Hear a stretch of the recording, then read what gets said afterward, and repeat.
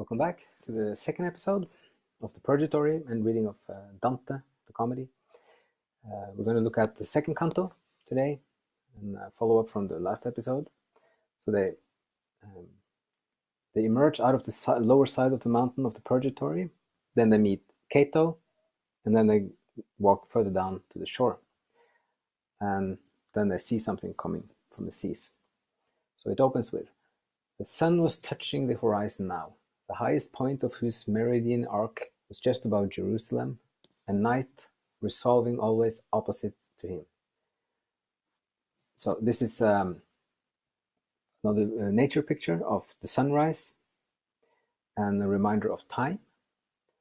And then there's also a positioning of this, where Jerusalem is where he starts in the Inferno, before he starts to climb down into the earth, into the Inferno, and then they come out at the opposite side. And he sees, when he's looking at the skies, the poetry here is, "Thus where we were, Aurora's lovely face, with a vermilion flush on her white cheeks, was aging in a glow of golden light."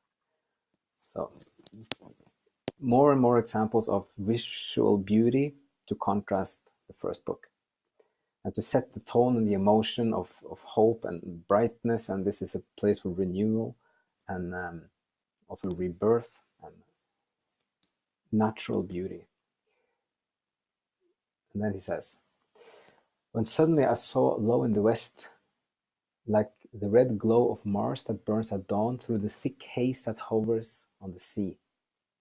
A light, I hope to see it come again, moving across the waters at a speed faster than any earthly flight could be." So there's something coming, and this is then a boat with souls, with an angel who is steering the boat. So he says, I turned in wonder to my guide, and then when I looked back at it again, the light was larger and more brilliant than before. And there appeared on both sides of this light a whiteness indefinable, and then another whiteness grew beneath the shape. So on both sides, this is the wings of the angel coming. So then Virgil says, fall to your knees, behold the angel of the Lord, and fold your hands." And then the angel is coming with the boat, and there's over 100 souls on the boat, and they are singing a song called "In exitu Israel de Egypto." So they are having a chant, and then it's about the Exodus. So this is a reference to the Exodus and how people left Egypt to go to Israel. And they're all singing in a single voice, which is a contrast to the Inferno and the first river for the dead souls, the doomed ones, because they're all screaming in their own voices. So this is one voice. "The angel signed them with the Holy Cross, and they rushed from the ship onto the shore. He disappeared swiftly as he had come." And then there's more of the humorous part of Dante, where the souls see Virgil and Dante, and they think they are a part of the Purgatory mountain, so they ask them for directions. "If you should know the road that leads up to the mountainside, show us." And then Virgil answers, "You seem to think that we are souls familiar with this place, but we, like all of you, are pilgrims here." And then there's one of the souls is an old friend of Dante. So the soul is coming with his arms outstretched and wants to embrace Dante. And then Dante says, "Oh, empty shades, whose human forms seem real. 3 times I clasped my hands around this form. As many times they came back to my breast." So he's trying to give a hug to this old friend, but then there's no body, it's just a shade, like the soul, the spirit. So he just ends up holding himself.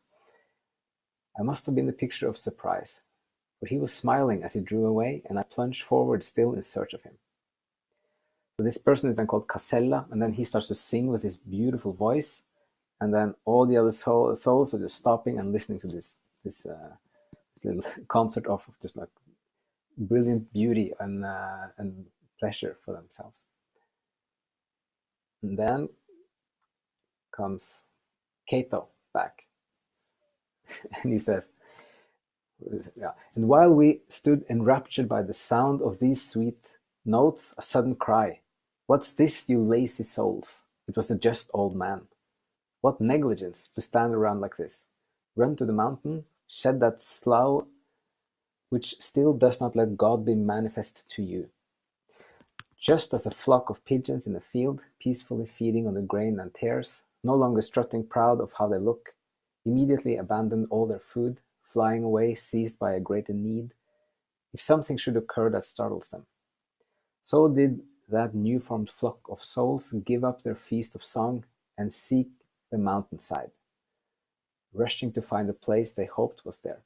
So we're reminded of Cato and the sternness and the stoicism and like this moral integrity character, this no-nonsense feeling.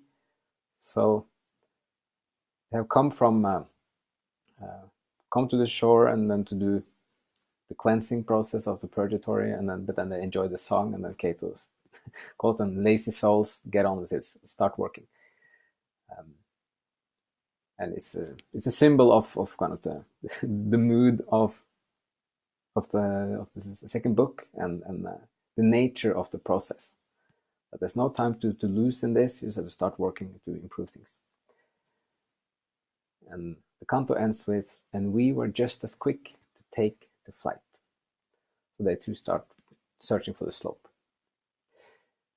Okay, so that's the second canto. And then we'll see next time when they get to the ante-purgatory and they start to see that there are 2 levels before they start the main gate of the purgatory, of people who are put into waiting before they can start and go through the main gate. So hope some of this was interesting, and thank you for watching, and hope you have a great day.